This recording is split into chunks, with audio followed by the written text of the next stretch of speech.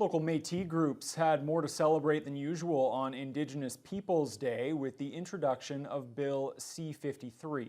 If it passes, the act would commit the federal government to recognizing Métis self-governance in Ontario, Alberta, and Saskatchewan.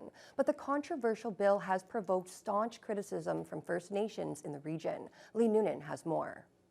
Bill C-53 was introduced by Minister of Crown Indigenous Relations Mark Miller, and if it passes, it will commit the federal government to negotiating self-government treaties with 3 Métis organizations, including the Métis Nation of Ontario. Vice Chair Sharon Cadeau was in Red Rock to chair the MNO's Region 2 AGM. People can't believe it. Like, we're sitting here talking, and it's like, what is self-government? What does that mean for us moving forward?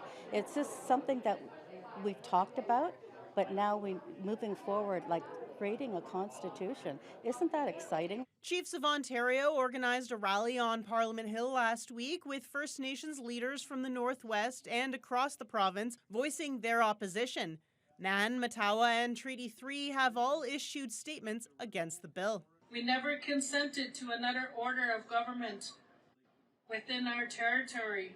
Although the ministry says the core self-government agreements do not deal with land or land-related rights, Cadeau does not rule out the possibility they could eventually make land claims in the region. Well, when you think of Treaty 3, there's a half-breed adhesion. There was lands promised. That's the only treaty in all of Canada where lands were promised to the Métis, and they're unfulfilled.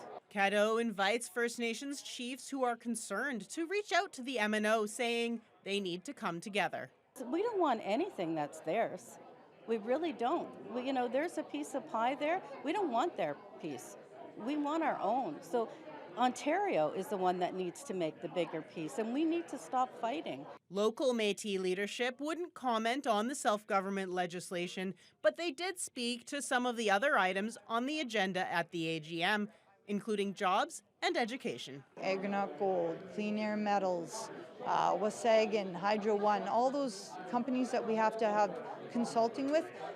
We're going to set up something in Thunder Bay, and they're going to come there because a lot of people don't know there are jobs with them. They need to be recognized more Métis culture into the schools, and we're not seeing, doesn't seem to be getting that. There's lots of culture being taught in the schools, but not Métis specific. Other topics under discussion included finances, the environment, and some policy updates. Lee Noonan, TBT News.